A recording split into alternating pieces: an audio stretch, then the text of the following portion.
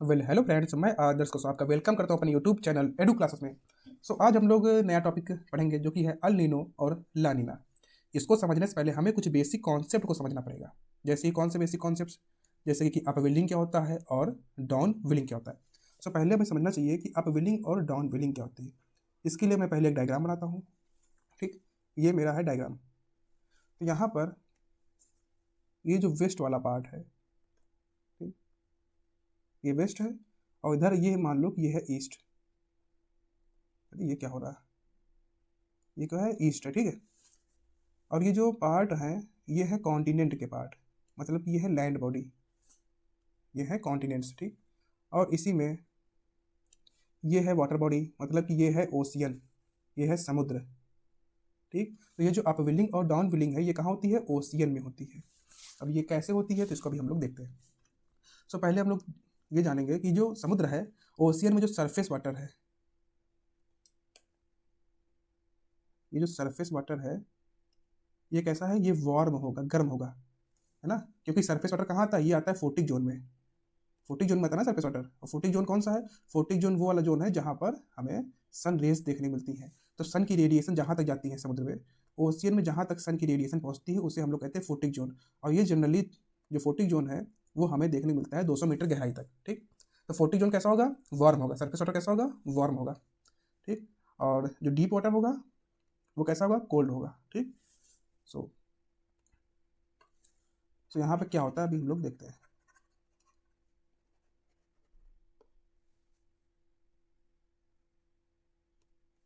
यहाँ मान लो कि ये ईस्ट है और इधर है वेस्ट। ईस्ट से वेस्ट की ओर हवाएं चल रही हैं, ठीक। ये क्या है? ये विंड है, विंड्स हैं। ये किधर चल रही है? ईस्ट से वेस्ट की ओर। अब जब विंड ईस्ट से वेस्ट की ओर चलेंगी, तो उसकी वजह से जब विंड चलेंगी, हवाएं चलेंगी, उसके साथ यहाँ पर जो ओशियन वाटर है, जो सरफेस वाटर है, वो भी फ्रिक्शनल ड्रैग की वजह से, मतलब फ्रिक्शन फोर्स की वजह से, जो वार्म सरफेस वाटर है, वो भी किधर की ओर चलेगा? ईस्ट से वेस्ट की ओर, है ना। क्योंकि हवाएं जो हैं वो भी ईस्ट से वेस्ट की ओर चल रही है। इसलिए जो सरफेस वाटर है, सरफेस वाटर कैसा है? वार्म सरफेस वाटर, मतलब गर्म पानी है। वो भी किधर की ओर जाएगा? वेस्ट की ओर जाएगा, ठीक। और वेस्ट की ओर ये यहाँ पर इकट्ठा होने लगेगा। तो यहाँ पर हम लोग ये कह सकते हैं कि जब भी विंड्स ईस्ट से वेस्ट की ओर चलेंगी, तो वेस्ट में हमें वाटर कैसा मिलेगा? वार्म वाटर मिलेगा। तो यहाँ पे सरफेस वाटर जो एक्यूमुलेट होगा, जो इकट्ठा होगा, वो कैसा होगा? वार्म वाटर होगा, ठीक। ये हम लोग देख लिया कि वेस्टर्न साइड में क्या हो रहा है। अब हम लोग जानते हैं, देखेंगे कि ये जो ईस्टर्न कोस्ट है, ये जो ईस्टर्न साइड है, यहाँ पर क्या होगा। तो जैसे कि अभी हम लोग देखा कि जो सरफेस वाटर है वो किधर की ओर गया? सरफेस वाटर विंड के साथ वेस्ट की ओर गया। तो यहाँ पर ये जो प्लेस है, ये कैसा हो जाएगा? खाली हो जाएगा। तो यहाँ पर क्या बन गया? वैक्यूम। यहाँ पर वैक्यूम क्रिएट हो जाएगा, क्योंकि यहाँ जो वाटर है वो कहाँ चला गया है? वेस्ट की तरफ। तो अब क्या होगा कि इस वैक्यूम को भरने के लिए डीप से, गहराई से कोल्ड वाटर, कैसा पानी आएगा? कोल्ड वाटर ऊपर की ओर आएगा। तो डीप से कोल्ड वाटर कहाँ आएगा? ऊपर की ओर आएगा, इस वैक्यूम प्लेस को भरने के लिए। इसी प्रोसेस को हम लोग कहते हैं अपवेलिंग। अपवेलिंग क्या होता है? अपवेलिंग वो प्रोसेस होता है जिसमें डीप वाटर जो होता है, डीप कोल्ड वाटर सरफेस की ओर जब आता है, तो उसे कहते हैं अपवेलिंग, ठीक। तो यहाँ पर सरफेस पे कैसा वाटर हो जाएगा? कोल्ड वाटर होगा। और वेस्टर्न साइड पे जहाँ पर वार्म वाटर है, ठीक। अब यही जब वार्म वाटर नीचे की ओर सिंक करेगा, जब ये वाटर नीचे की ओर सिंक करेगा, तो इस प्रोसेस को हम लोग कहते हैं डाउन डाउन विलिंग। इस प्रोसेस क्या कहते हैं? डाउन विलिंग, ठीक। तो यहाँ पर जो वाटर सर्कुलेशन कैसे होगा? ये वाटर सर्कुलेशन कुछ ऐसा चलता हुआ हमें दिखेगा, है ना। हम लोगों ने देख लिया कि अपविलिंग क्या होता है और डाउन विलिंग क्या होता है। अब एक कॉन्सेप्ट और है ट्रेड विंड का, उसको हम लोग समझ लेते हैं, फिर देखते हैं कि अलिनो क्या होता है और लानिना क्या होता है। तो ट्रेड विंड्स को समझने से पहले पहले हमें ये समझना पड़ेगा, जो विंड्स होती हैं, है ना, वो हमेशा हाई प्रेशर से लो प्रेशर की ओर ब्लो करती हैं। जो हवाएं होती हैं वो हाई प्रेशर से लो प्रेशर की ओर बहती हैं, ठीक। और यहाँ पर कौन सी विंड की हम लोग बात कर रहे हैं? यहाँ पर हम लोग बात कर रहे हैं ट्रेड विंड्स की, है ना। यहाँ पर हम लोग बात कर रहे हैं ट्रेड विंड की। तो ये भी हाई प्रेशर से लो प्रेशर की ओर ब्लो करती हैं। अब यहाँ पर जो हाई प्रेशर है वो क्या होता है? तो वो है सब ट्रॉपिकल, सब ट्रॉपिकल हाई प्रेशर बेल्ट।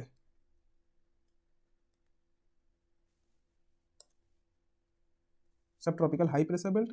और यहाँ पे जो लो प्रेशर होता है वो होता है equatorial low pressure belt. Equatorial low, एक सेकेंड क्या हो रहा है,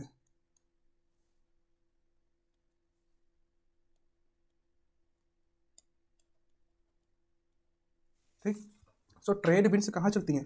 ट्रेड विंड जो है वो सब ट्रॉपिकल हाई प्रेशर बेल्ट से इक्वेटोरियल लो प्रेशर बेल्ट की तरफ चलती हैं, ठीक है।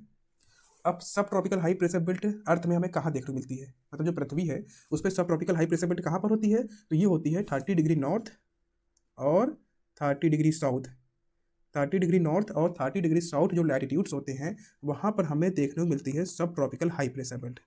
ये जो हाई प्रेशर की बेल्ट हमें देखने को मिल रही है नॉर्थ और साउथ में, जो हाई प्रेशर बेल्ट हमें देखने को मिल रही है, इसे ही हम लोग कहते हैं सब ट्रॉपिकल हाई प्रेशर बेल्ट, ठीक है। और जो इक्वेटोरियल लो प्रेशर बेल्ट, जो इक्वेटर पे हमें लो प्रेशर बेल्ट देखने को मिलती है, उसे हम लोग कहते हैं equatorial low pressure belt, equatorial low pressure belt, ठीक। सो अब यहीं पर यही जो सब ट्रॉपिकल हाई प्रेशर बेल्ट से सब ट्रॉपिकल हाई प्रेशर बेल्ट से इक्वेटोरियल लो प्रेशर बेल्ट की ओर जो विंड चल रही है उसे कहते हैं ट्रेड विंड्स। तो विंड कैसी चलनी चाहिए? हाई प्रेशर से लो प्रेशर की ओर। ऐसे विंड्स चलनी चाहिए थी, लेकिन चल कैसे रही हैं? ये चल रही कुछ ऐसे डिफ्लेक्ट होकर चल रही है ना। अब ऐसा क्यों हो रहा है? ऐसा होता है कुरियोलिस फोर्स की वजह से। कुरियोलिस फोर्स की वजह से जो विंड्स होती हैं वो डिफ्लेक्ट हो जाती हैं। अब ये कुरियोलिस फोर्स क्या होता है इसे और कभी पढ़ेंगे, लेकिन हम लोग ये समझ लेते हैं कि कुरियोलिस फोर्स की वजह से ही जो ट्रेड विंड्स होती हैं वो किधर डिफ्लेक्ट जाती हैं? वो ईस्ट से वेस्ट की ओर, है ना।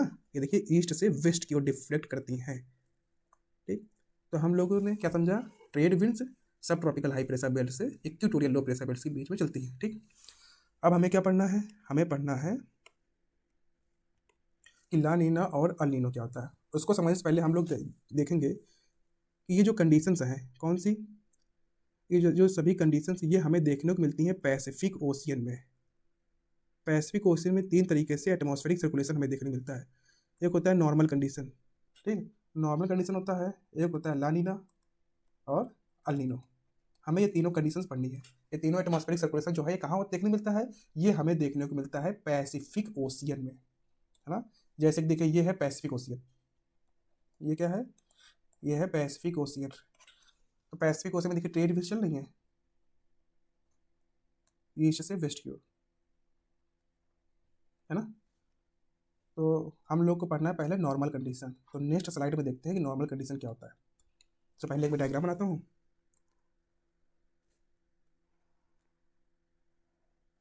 तो यहाँ अगर हम लोग मैप में देखें, सो जो पैसिफिक ओशियन है इसका ये जो वेस्टर्न साइड है यहाँ पर हमें देखने मिलता है ऑस्ट्रेलिया, है ना।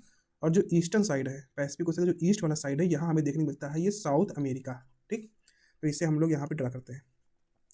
सो यहाँ पर ये जो ईस्टर्न साइड है यहाँ क्या है? साउथ अमेरिका है। और यहाँ पर वेस्ट में क्या है? वेस्ट में है ऑस्ट्रेलिया,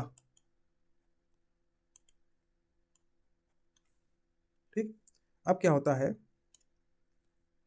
ये क्या है? ये है पैसिफिक ओशियन, ये है पैसिफिक, ठीक। तो पैसिफिक ओशियन में क्या हो रहा है? सो अभी हम लोग क्या पढ़ रहे हैं? हम लोग पढ़ रहे हैं नॉर्मल कंडीशन। तो नॉर्मल कंडीशन में क्या होता है? यहाँ पर ईस्ट से वेस्ट की ओर चलती हैं ट्रेड विंड्स, है ना। अभी हम लोग देखा ना ईस्ट से वेस्ट की ओर चलती हैं ट्रेड विंड्स। जब ट्रेड विंड्स चलती हैं इसकी वजह से क्या होता है कि जो सरफेस का वाटर है, सरफेस वार्म वाटर, वो भी ईस्ट से वेस्ट की ओर फ्लो करने लगता है, ठीक। और वो कहाँ पर पाइलअप होगा? अब ईस्ट से वेस्ट की ओर आ रहा है सरफेस वाटर जो कि कैसा है? वार्म है, गर्म सरफेस वाटर है ना, वार्म सरफेस वाटर। वो अब कहाँ पर पाइलअप होगा? वेस्टर्न साइड में। और वेस्टर्न साइड कौन सा है? ऑस्ट्रेलियन कोस्ट वाला। तो यहाँ पर ये जो वाटर है ये कैसा है? वार्म वाटर है, जो कि कहाँ पाइलअप हो रहा है? ऑस्ट्रेलियन कोस्ट के पास पाइलअप हो रहा है। क्यों पाइलअप हो रहा है? क्योंकि ट्रेड विंड्स जो है ईस्ट से वेस्ट की ओर फ्लो कर रही हैं, तो उसके साथ सरफेस वाटर भी फ्लो कर रहा है। और सरफेस वाटर कहाँ पर पाइलअप होगा? वेस्टर्न साइड में पाइलअप होगा, ठीक है। अब ईस्टर्न साइड मतलब साउथ अमेरिकन क्या हो रहा है? तो अगर हम लोग साउथ अमेरिका की बात करें तो यहाँ जो साउथ अमेरिकन कोस्ट है यहाँ पर सरफेस वाटर तो चला गया, यहाँ पर वैक्यूम बनेगा। इस वैक्यूम को, इस खाली स्थान को भरने के लिए जो डीप वाटर है ना, डीप वाटर, और जो डीप वाटर कैसा है? ये है कोल्ड। तो कोल्ड डीप वाटर कहाँ पर आ जाएगा, सरफेस पे आ जाएगा। तो साउथ अमेरिका के कोस्ट के पास कैसा वाटर होगा, कोल्ड वाटर पाइलअप होगा सरफेस पे। सरफेस पे कैसा वाटर पाइलअप होगा, कोल्ड वाटर, है ना। और इसे ही हम लोग कहते हैं अपवेलिंग। सो नॉर्मल कंडीशन में क्या हो रहा है कि ट्रेड विंड्स चल रही हैं, ट्रेड विंड्स के साथ ऑस्ट्रेलियन कोस्ट में वार्म वाटर भी पाइलअप हो रहा है। अब जब वार्म वाटर पाइलअप हो रहा है ऑस्ट्रेलियन कोस्ट में, तो जो साउथ अमेरिका कोस्ट है यहाँ पर कोल्ड वाटर पाइलअप हो रहा है, क्या है, ठंडा पानी इकट्ठा हो रहा है साउथ अमेरिका कोस्ट में। सो यहाँ पर अगर हम लोग देखें कि जो पैसिफिक ओशियन है उसमें वाटर सर्कुलेशन कैसे चल रहा है, तो पैसिफिक ओशियन कोस्ट में वाटर सर्कुलेशन कुछ ऐसे चल रहा है ना। ये डायरेक्शन है वाटर सर्कुलेशन की। तो पैसिफिक ओशियन में हम लोगों ने नॉर्मल कंडीशन में देख लिया कि वाटर सर्कुलेशन की डायरेक्शन क्या है। अब इसका इम्पैक्ट एटमॉस्फेयर में क्या पड़ रहा है, मतलब एटमॉस्फेरिक पैटर्न क्या होगा उससे हमको देखना है। तो अगर हम लोग एटमॉस्फेयर की बात करें, एटमॉस्फेरिक सर्कुलेशन कैसा होगा, तो यहाँ पर ये जो वार्म वाटर है ना, सो जो वार्म वाटर है जो इसके ऊपर जो एयर मॉलिक्यूल्स होंगे, वार्म वाटर के पास जो हवा होगी, है ना, जो एयर होगी, वो वार्म वाटर के कॉन्ट्रैक्ट में आने की वजह से ये भी कैसी हो जाएगी, वार्म हो जाएगी।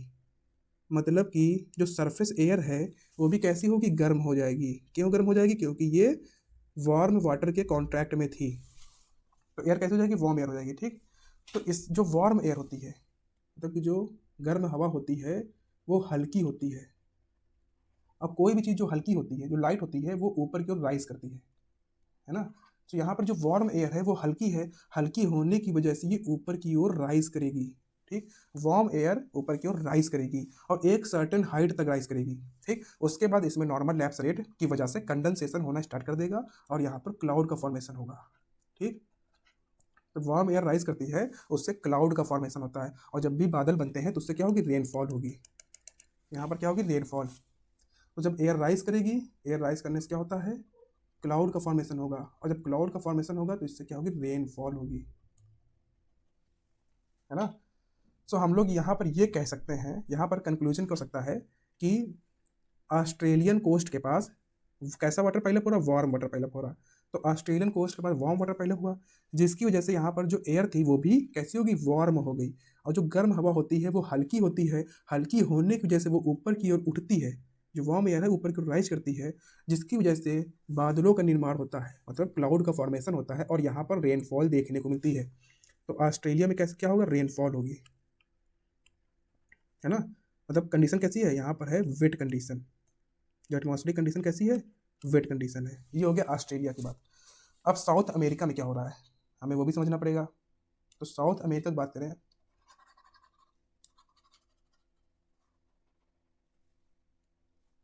तो साउथ अमेरिका में कैसी एयर है, कोल्ड एयर है। साउथ अमेरिका में कैसा वाटर है, कोल्ड वाटर है। तो कोल्ड वाटर के कॉन्टैक्ट में जो एयर होगी वो भी कैसी हो जाएगी, कोल्ड एयर होगी। कैसी एयर होगी, कोल्ड एयर। कोल्ड एयर जो है वो भारी होती है, मतलब कि हैवी होती है। और जब कोल्ड एयर हैवी होती है तो हैवी एयर मतलब कोल्ड एयर हमेशा क्या करेगी, सिंक करेगी। सिंक का मतलब बैठेगी नीचे की ओर। तो कोल्ड एयर हमेशा क्या करती है, सिंक करती है। और जो सिंकिंग एयर होती है ना, ये जो कोल्ड एयर सिंक कर रही है इसे कहते हैं सिंकिंग एयर। सिंकिंग एयर हमेशा ड्राइनेस लेकर आती है। जो सिंकिंग एयर है वो क्या लेकर आएगी, ड्राइनेस।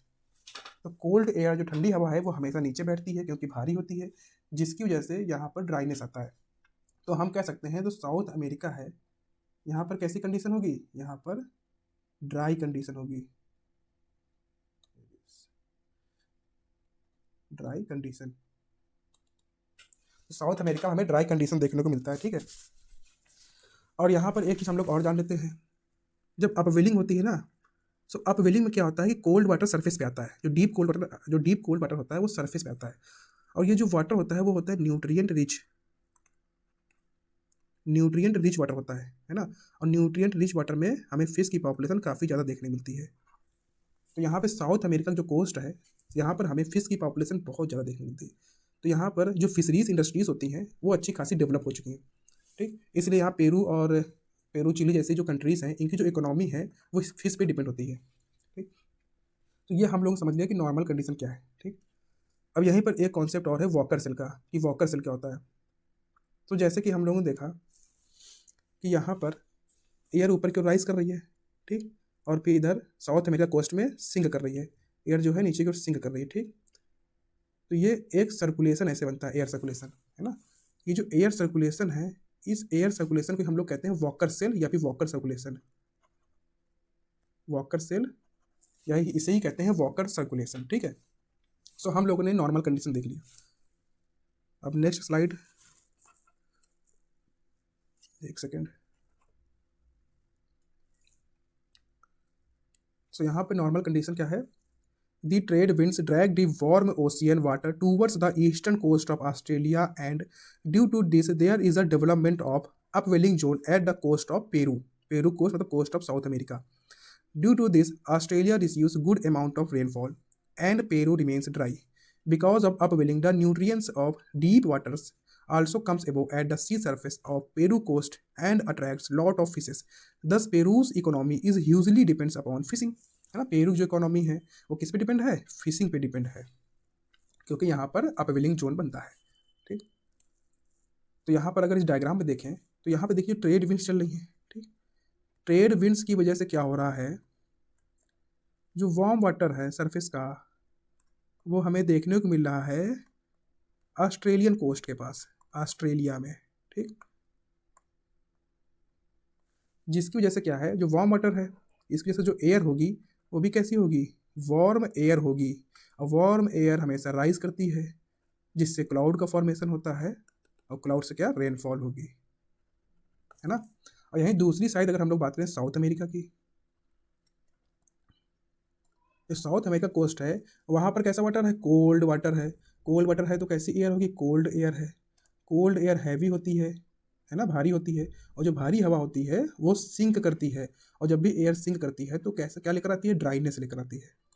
तो यहाँ पर कैसी कंडीशन होगी? साउथ अमेरिका में होगी ड्राई कंडीशन, है ना। साउथ अमेरिका में कैसी कंडीशन होगी? ड्राई कंडीशन होगी। तो हम लोगों ने नॉर्मल कंडीशन कर लिया है। अब देखते हैं कि ला नीना क्या होता है, और ला नीना का इंडियन मानसून में क्या इम्पैक्ट पड़ता है। अगर हम लोग यहाँ पर देखें, बेसिकली जो ला नीना है ना, ये है stronger version of normal condition. जो ला नीना है वो नॉर्मल कंडीशन का स्ट्रॉन्गर वर्जन, मतलब कि नॉर्मल कंडीशन में जो ट्रेड विंड्स चलती हैं वो नॉर्मली जो इनकी स्पीड होती है उसमें चलती है, ठीक। लेकिन ला नीना में क्या होता है कि ट्रेड विंड जो होती है कैसी? स्ट्रॉन्ग हो जाती हैं, है ना। ला नीना में ट्रेड विंड्स काफ़ी स्ट्रॉन्ग होती हैं, मतलब कि इनकी वेलोसिटी काफ़ी ज़्यादा होती है, ठीक। तो इसकी वजह से जो ऑस्ट्रेलियन कोस्ट है ना, ये कौन सा कोस्ट है? ये ऑस्ट्रेलिया। तो ऑस्ट्रेलिया में जो वार्म वाटर एक्यूमुलेट होता है ना, तो यहाँ पे जो वार्म वाटर है ये भी काफ़ी ज़्यादा होगा, है ना। ट्रेड विंड्स की वेलोसिटी काफ़ी ज़्यादा है तो ज़्यादा वार्म वाटर एक्यूमुलेट होगा, ज़्यादा गर्म पानी इकट्ठा होगा, ठीक। अब जब वार्म वाटर ज़्यादा होगा तो यहाँ पर जो वार्म एयर है, वार्म एयर, एक सेकेंड, वार्म एयर जो है ये भी ज़्यादा होगी, ठीक। अब जब वार्म एयर ज़्यादा राइज कर रही है तो क्लाउड्स फॉर्मेशन भी ज़्यादा होंगे, तो रेनफॉल भी ज़्यादा होगी। इसका मतलब समझ रहे हैं कि trade winds strong trade wind है, ठीक। तो यहाँ पे वार्म वाटर काफ़ी ज़्यादा होगा, वार्म वाटर ज़्यादा होगा तो वार्म एयर भी ज़्यादा होगी, जिसकी वजह से जो क्लाउड है ना, क्लाउड फॉर्मेशन भी ज़्यादा होगा, तो जिसकी वजह से रेनफॉल जो है ये भी काफ़ी ज़्यादा रेनफॉल हमें देखने को मिलती है। तो ऑस्ट्रेलिया में जब ला नीना आता है ना तो रेनफॉल जो होती है बहुत ज़्यादा होती है ना। कभी कभी यहाँ पर फ्लडिंग भी देखने को मिलती है हमें, फ्लड जैसी कंडीशन भी देखने को मिलता है ऑस्ट्रेलिया में ला नीना की जैसे। अब यही अपोजिट साइड की बात करें कि साउथ अमेरिका में क्या हो रहा है, अगर साउथ अमेरिका की बात करें तो यहाँ पर अब क्या होगा कि अपवेलिंग जो हो रही है वो भी काफ़ी स्ट्रांग होती है। तो साउथ अमेरिका में स्ट्रांग अपवेलिंग देखने को मिलता है। स्ट्रांग अपवेलिंग इसलिए होती है क्योंकि जो ट्रेड विंड्स हैं ये काफ़ी स्ट्रांग होती हैं, ठीक है।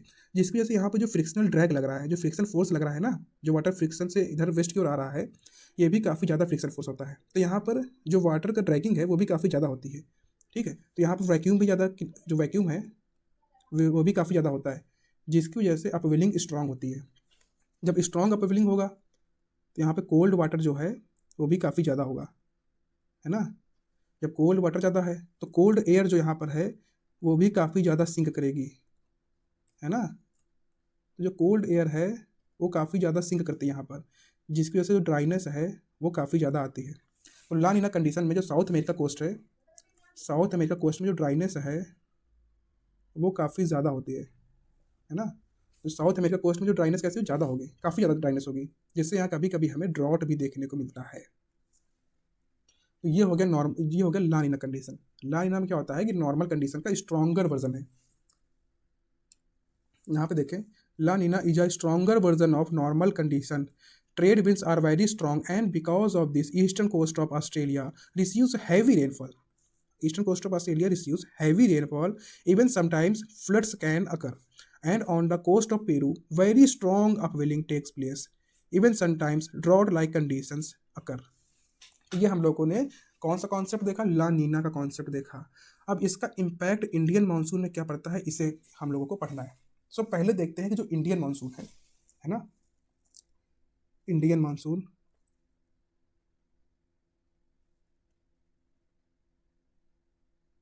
ये जो इंडियन मानसून है यहाँ पर हम लोग बात करेंगे समर मानसून की।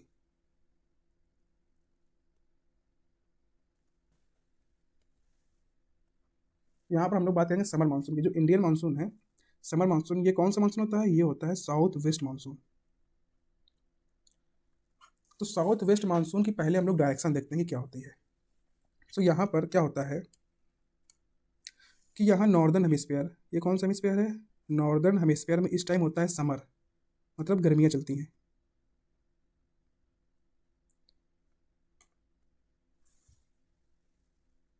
नॉर्दर्न हेमिस्फीयर में इस टाइम क्या होता है, इस टाइम होता है समर्स। और समर्स में टेम्परेचर कैसा होता है, ज़्यादा होता है। तो नॉर्दर्न हेमिस्फीयर में होता है समर, समर में टेम्परेचर ज़्यादा होता है। तो जब भी लैंड का टेम्परेचर ज़्यादा होगा, है ना, कॉन्टिनेंट में जब टेम्परेचर ज़्यादा होता है तो यहाँ पर जो सरफेस पे प्रेशर बनता है वो कैसा होता है, लो प्रेशर होता है। तो यहाँ पर प्रेशर कैसा बनेगा, जो यहाँ पर एटमॉस्फेरिक प्रेशर होगा वो लो होगा। लो क्यों होगा, क्योंकि यहाँ पर टेम्परेचर ज़्यादा है। तो यहाँ पर एटमॉस्फेरिक प्रेशर सरफेस पे कैसा बनेगा, लो प्रेशर बनेगा। ठीक, ऐसे अगर हम लोग बात करें सदर्न हेमिस्फीयर, तो इस टाइम यहाँ पर क्या है, यहाँ पर है विंटर्स, है ना। विंटर्स है अगर, तो विंटर्स है तो मतलब सरफेस में जो टेम्परेचर है वो कैसा होगा। तो सदर्न हेमिस्फीयर में क्या होगा, सदर्न हेमिस्फीयर में होगा विंटर्स। विंटर्स में जो टेम्परेचर होता है वो कैसा होगा, कम होगा। और जब टेम्परेचर कम होगा तो सरफेस पे जो प्रेशर होगा वो कैसा होगा, हाई प्रेशर होगा। तो यहाँ सरफेस पे प्रेशर कैसा होगा, हाई प्रेशर। और ये क्या है, ये है इंडियन ओशियन। तो हम लोग कह सकते हैं इंडियन ओशियन में सरफेस पे जो प्रेशर है कैसा, हाई प्रेशर है। ठीक है। और जैसा कि हम लोग जानते हैं कि जो विंड्स होती है, जो हवाएं होती हैं, वो हमेशा हाई प्रेशर से लो प्रेशर की ओर चलती हैं। ठीक, लेकिन यहाँ पर कुरियोलिस फोर्स काम करेगा। तो कुरियोलिस फोर्स की वजह से क्या होगा कि विंड की जो डायरेक्शन है ये डिफ्लेक्ट करती है। जैसे कि अगर यहाँ पर देखें कुरियोलिस फोर्स क्या होता है, तो यहाँ पर से मान लो कि ये है इक्वेटर, 0 डिग्री। ठीक, इक्वेटर के नॉर्थ में क्या है, नॉर्दर्न हेमिस्फीयर, और साउथ में होगा सदर्न हेमिस्फीयर। ठीक, तो कुरियोलिस फोर्स की वजह से नॉर्दर्न हेमिस्फीयर में जो विंड की डायरेक्शन होती है ना, वो राइट साइड डिफ्लेक्ट करती है। मतलब जो विंड होती है, जो हवाएं होती हैं, वो दाहिनी तरफ मुड़ जाती हैं नॉर्दर्न हेमिस्फीयर में। किसकी वजह से, कुरियोलिस फोर्स की वजह से। ऐसे ही सदर्न हेमिस्फीयर में क्या होता है कि जो विंड की डायरेक्शन होती हैं वो लेफ्ट की ओर मुड़ जाती हैं। जो हवाएं होती हैं वो सदर्न हेमिस्फीयर में बाईं ओर मुड़ जाती हैं। किसकी वजह से, कुरियोलिस फोर्स की वजह से। तो यहाँ पर हाई प्रेशर से लो प्रेशर में जो विंड स्ट्रेट नहीं चलेंगी, विंड्स क्या होगी, डिफ्लेक्ट करेंगी। और कैसे डिफ्लेक्ट करेंगी, तो यहाँ पर जैसे कि ये क्या है, ये जो लाइन ब्लैक कलर की दिख रही है, ये है इक्वेटर, ये है इक्वेटर। ठीक है, 0 डिग्री इक्वेटर। तो यहाँ पर क्या है, इक्वेटर के साउथ में सदर्न हेमिस्फीयर और नॉर्थ में है नॉर्दर्न हेमिस्फीयर। तो सदर्न हेमिस्फीयर में क्या होगा कि जो विंड होती हैं वो लेफ्ट की ओर डिफ्लेक्ट करती हैं। मतलब कि जो विंड होगी वो ऐसे लेफ्ट की ओर डिफ्लेक्ट करेगी ना। और सदर्न हेमिस्फीयर में कैसे, राइट की ओर डिफ्लेक्ट करती हैं। तो यहाँ पर हाई प्रेशर से लो प्रेशर जो विंड चलती हैं वो कुछ ऐसे चलती हैं। और यही विंड्स हैं, इन्हें हम लोग कहते हैं साउथ वेस्ट मानसून विंड्स। कौन सी, ये जो इक्वेटर से इंडिया की ओर जो विंड जा रही हैं, इक्वेटर से इंडिया की ओर, इन्हें हम लोग कहते हैं साउथ वेस्ट मानसून विंड। क्योंकि इनकी डायरेक्शन साउथ और वेस्ट की तरफ से है ना, इसलिए इन्हें कहते हैं साउथ वेस्ट मानसून विंड। तो ये हम लोग देख लिया कि साउथ वेस्ट मानसून विंड का जो पैटर्न है वो क्या होता है। अब देखते हैं कि ला नीना जो है इसका इम्पैक्ट क्या पड़ता है। तो यहाँ पे जैसे कि हम लोग जानते हैं कि ये है ऑस्ट्रेलिया, एक सेकेंड, ये क्या है, ये है ऑस्ट्रेलिया। ठीक, और यहाँ ऑस्ट्रेलिया के पास ये जो पैसिफिक ओशियन है, यहाँ पर हमें देखने को मिलता है वार्म वाटर। एक सेकेंड, यहाँ क्या है, यहाँ पर है वार्म वाटर, ठीक, जिसकी वजह से क्या होती है, वार्म वाटर से वार्म एयर राइज करती हैं, क्लाउड का फॉर्मेशन होता है, और यहाँ पर हमें रेनफॉल देखने को मिलता है। हम लोगों ने ला नीना कंडीशन में ये देखा था, ठीक। इंडियन ओशन में क्या हो रहा है, इंडियन ओशन में यहाँ पर हो रहा है हाई प्रेशर, इंडिया में है लो प्रेशर, और साउथ वेस्ट मानसून विंड्स कुछ ऐसे चल रही है, ठीक। अब हमें इन दोनों फिनोमिना को कनेक्ट करना है, और इसे कनेक्ट करते हैं नेक्स्ट स्लाइड में। सो यहाँ पर देखिए, यहाँ पर क्या हो रहा है कि जो ऑस्ट्रेलिया है,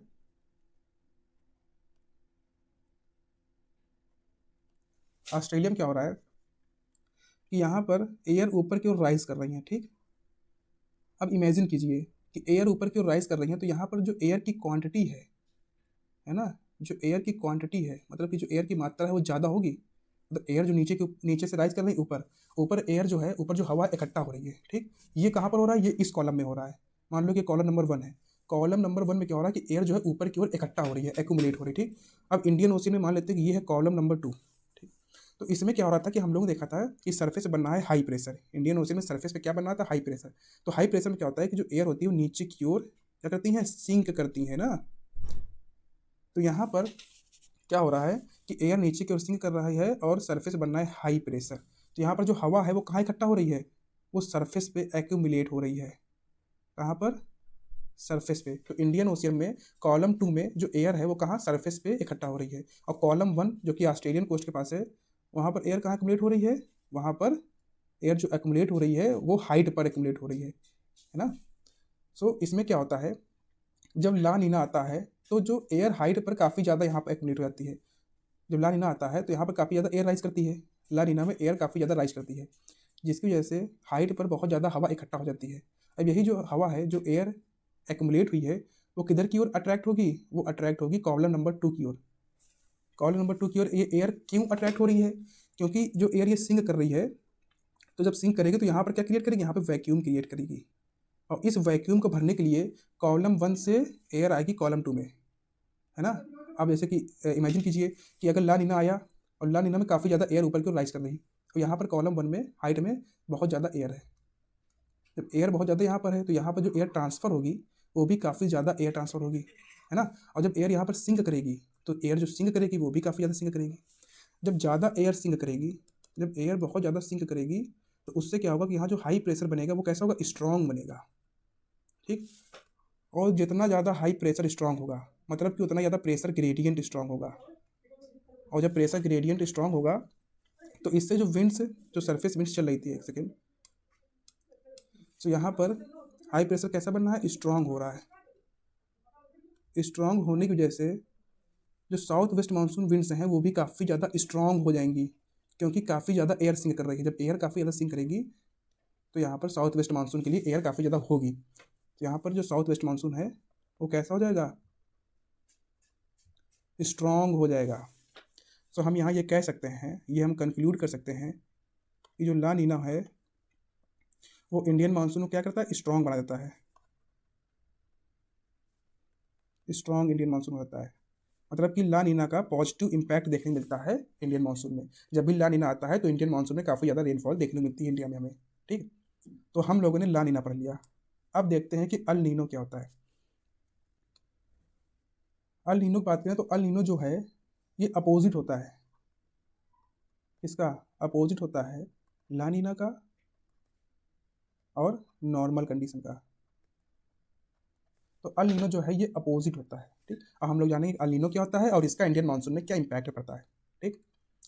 सो पहले देखो, ये है नॉर्मल कंडीशन का डायग्राम, ये है नॉर्मल कंडीशन। जो नॉर्मल ईयर है उसमें क्या होता है, तो नॉर्मल ईयर हम लोग जानते हैं कि ऐसे चलती हैं ट्रेड विंड्स, ठीक, जिसकी वजह से यहाँ पर हमें ऑस्ट्रेलिया में वार्म वाटर पाइलअप होते दिखता है, ठीक। अल नीनो में क्या है कि किसी कारणवश, हमें नहीं पता है कि कौन सा रीजन है, किसी कारणवश यही जो ट्रेड विंड्स हैं जो अभी चल रही थी ये वीक हो जाती हैं या फिर चलना बंद कर देती हैं, ठीक है। तो अल नीनो में क्या होता है कि ट्रेड विंड्स जो होती हैं, ट्रेड विंड्स जो होती हैं ये कमज़ोर हो जाती हैं, ठीक। और जब ट्रेड विंड्स वीक हो जाती हैं तो अभी तक जो यहाँ पर वार्म वाटर पाइलअप था इस जगह पे, मतलब ऑस्ट्रेलियन कोस्ट में जो वार्म वाटर इकट्ठा था, अब यही जो वार्म वाटर है ये ईस्ट साइड में फ्लो करना स्टार्ट कर देगा और ये कहाँ पे इकट्ठा हो जाएगा, ये इकट्ठा हो जाएगा साउथ अमेरिका कोस्ट के पास, मतलब ईस्टर्न पैसिफिक ओशन में वार्म वाटर यहाँ पर पाइलअप हो जाएगा। अब ऐसा क्यों हो रहा है, क्योंकि जो ट्रेड विंड्स हैं वो कमज़ोर हो चुकी हैं, इसलिए जो वार्म वाटर है वो साउथ अमेरिका के पास इकट्ठा हो जाता है। जैसे कि हम लोग यहाँ पर डायग्राम बनाए तो यहाँ पे क्या हो रहा है, ये है ऑस्ट्रेलिया और यहाँ पर है साउथ अमेरिका, ठीक है। और जैसा कि हम लोग जानते हैं ये है पैसिफिक ओशियन, पैसिफिक ओशियन, ठीक है। तो यहाँ पे क्या हो रहा था अभी तक क्या था, यहाँ पर ये चल रही थी ट्रेड विंड्स जो कि अब वीक हो चुकी हैं या फिर मान लो कि चल ही नहीं रही हैं। तो यहाँ पर जो वार्म वाटर कहाँ पर था, ऑस्ट्रेलिया में जो वार्म वाटर इकट्ठा हुआ था ये यहाँ से फ्लो करना स्टार्ट करेगा और अब ये एक्यूमुलेट हो जाएगा साउथ अमेरिका कोस्ट में। तो यहाँ पर वार्म वाटर एक्यूमुलेट हो जाएगा, ठीक। तो अब ऑस्ट्रेलिया में क्या होगा, ऑस्ट्रेलिया से तो वार्म वाटर चला गया, ऑस्ट्रेलिया से वार्म वाटर चला गया, तो यहाँ पर क्या होगा, यहाँ पर होगी अपवेलिंग, ठीक। और अपवेलिंग से डीप से आएगा कोल्ड वाटर, तो यहाँ पे ऑस्ट्रेलिया में कौन सा वाटर एक्यूमुलेट होगा, यहाँ पर कोल्ड वाटर इकट्ठा होगा, क्योंकि वार्म वाटर कहाँ चला गया है, वो चला गया है साउथ अमेरिका के कोस्ट के पास, मतलब कि ईस्टर्न पैसिफिक ओशन के पास वार्म वाटर एक्यूमुलेट हो गया है, जिसकी वजह से अपवेलिंग होगी ऑस्ट्रेलियन कोस्ट के पास, और अपवेलिंग की वजह से हमें ऑस्ट्रेलियन कोस्ट में देखने को मिलेगा कोल्ड वाटर। तो यहाँ पर जो पैसिफिक ओशन में जो वाटर सर्कुलेशन कैसा चल रहा है, यहाँ पे हमें कुछ ऐसे वाटर सर्कुलेशन देखने को मिल रहा है जो कि रिवर्स हो चुका है, नॉर्मल कंडीशन या फिर ला नीना कंडीशन का रिवर्स हो चुका है, ठीक है। सो अब हम लोग देखते हैं कि अल नीनो के समय एटमॉस्फेरिक सर्कुलेशन कैसे चलेगा, एटमॉस्फेयर में क्या होगा। सो यहाँ पर वार्म वाटर है कहाँ पर, अब वार्म वाटर है साउथ अमेरिका में, और वार्म वाटर साउथ अमेरिका मतलब कि यहाँ पर जो एयर होगी वो कैसी होगी, वार्म एयर। वार्म एयर क्या करती है, राइज करती है, वार्म एयर क्या करेगी, राइज करेगी, और राइज करने से क्या होगा, यहाँ पर फॉर्मेशन होगा क्लाउड का। तो जब वार्म एयर राइज करती है तो यहाँ पर क्या बनेंगे, क्लाउड्स आएंगे, ठीक। जिससे अब साउथ अमेरिका में क्या होगा, रेनफॉल। अभी तक साउथ अमेरिका में ड्रॉट जैसी कंडीशन थी, ड्राइनेस थी, लेकिन अल नीनो में क्या हो रहा है, अल नीनो में साउथ अमेरिका में रेनफॉल हो रही है ना। अभी तक यहाँ ड्राइनेस था लेकिन अब क्या हो रही है, रेनफॉल हो रही है। साउथ अमेरिका में वेट कंडीशंस आ गई हैं, यहाँ कंडीशन कैसी हो चुकी है, वेट हो चुकी है। तो यहाँ पे पूरा जो प्रोसेस था वही उल्टा हो चुका है। तो साउथ अमेरिका में हमें रेनफॉल देखने को मिल रही है, साउथ अमेरिका में कंडीशन वेट हो चुकी है, ठीक। अब यहाँ पे क्या हो रहा है ऑस्ट्रेलिया में, तो ऑस्ट्रेलिया में देखते क्या होता है, एक सेकेंड, वेट कहाँ गया मेरा, हाँ।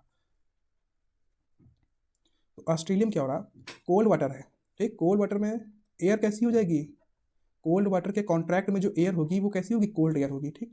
कोल्ड एयर होती है हैवी, और कोल्ड एयर हैवी होती है तो हैवी एयर हमेशा क्या करती है, सिंक करती है। क्या करेगी, सिंक करेगी, मतलब कि नीचे की ओर बैठेगी। तो ठंडी हवा जो होती है, तो ठंडी हवा होती है वो नीचे की ओर बैठती है, मतलब सिंक करती है। और जो सिंकिंग एयर है, जैसे कि हम लोग जानते हैं, जो सिंकिंग एयर होती है वो हमेशा क्या लेकर आती हैं, ड्राइनेस लेकर आती हैं। मतलब कि ऑस्ट्रेलिया में अब जो कंडीशन कैसी बनेगी, ड्राई कंडीशन बनेगी। अभी तक जहाँ ऑस्ट्रेलिया में रेनफॉल हो रही थी वहीं पर अल नीनो में क्या हो गया, अपोजिट कंडीशन हो गई, मतलब कि ड्राई कंडीशन आ गई ऑस्ट्रेलिया में। और अब यहाँ पर जो वाटर सर्कुलेशन है, मतलब कि जो एटमॉस्फेरिक सर्कुलेशन चल रहा था वो भी कैसा हो जाएगा, उल्टा हो जाएगा, रिवर्स हो जाएगा। कैसा चलेगा, जैसे कि यहाँ पर एयर क्या सिंक कर रही हैं, फिर ये ईस्ट वर्ड फ्लो कर रही हैं और राइज कर रही हैं, ठीक। और फिर इधर ये कन्वर्ट। तो यहाँ पे हम लोग कह सकते हैं कि जो वाटर सर्कुलेशन की भी डायरेक्शन है वो भी कैसी है, रिवर्स हो चुकी है। जो वाटर सर्कुलेशन है कैसा हो चुका है, रिवर्स हो चुका है। कौन सी कंडीशन में, अल नीनो की कंडीशन में। सो अल नीनो में क्या हो रहा है, अल नीनो में ट्रेड विंड्स जो होती हैं वीक हो जाती हैं, कमज़ोर पड़ जाती हैं, जिसकी वजह से जो वार्म वाटर है वो साउथ अमेरिका के कोस्ट में एक्यूमुलेट होने लगता है। और जब warm water South America coast में इकट्ठा होता है तो इसकी वजह से जो यहाँ पर सरफेस एयर हैं, जो हवाएं हैं वो भी गर्म हो जाती हैं। और गर्म हवा जैसा कि हम लोग जानते हैं कैसी होती है, हल्की होती हैं, तो वो क्या करती हैं, राइज करती हैं। और जब भी एयर राइज करती है तो रेनफॉल होती है। तो साउथ अमेरिका में हमें रेनफॉल देखने को मिल रही। लेकिन वहीं ऑस्ट्रेलिया में क्या हो रहा है, ऑस्ट्रेलिया में है कोल्ड वाटर। कोल्ड वाटर में जो एयर होगी, कोल्ड एयर होगी, जो सरफेस पे हवाएं होंगी कैसी हो जाएंगी, ठंडी हो जाएंगी। और कोल्ड एयर कैसी होती है, हैवी होती हैं, और हैवी एयर हमेशा सिंक करती हैं, है ना। कोल्ड एयर हमेशा क्या करेंगे, सिंक करेंगी। और जो सिंकिंग एयर होती हैं वो हमेशा ड्राइनेस लेकर आती हैं। इसलिए यहाँ पे कैसी कंडीशन होगी, ऑस्ट्रेलिया में ड्राई कंडीशन होगी, ठीक है। तो यहाँ अगर हम लोग बात करें El Nino, trade winds become weak due to some unknown reason. हमें पता नहीं कि जो ट्रेड विंड्स हैं वो क्यों कमज़ोर हो गई हैं, हमें नहीं पता, लेकिन वो कैसी वीक हो जाती हैं। The surface current direction reverse and it's start to flow from Australia towards Peru. Now the warm water is accumulated over coast of Peru. मतलब कि अब जो वार्म वाटर है कहाँ एक्यूमुलेट हो रहा है, साउथ अमेरिका कोस्ट में।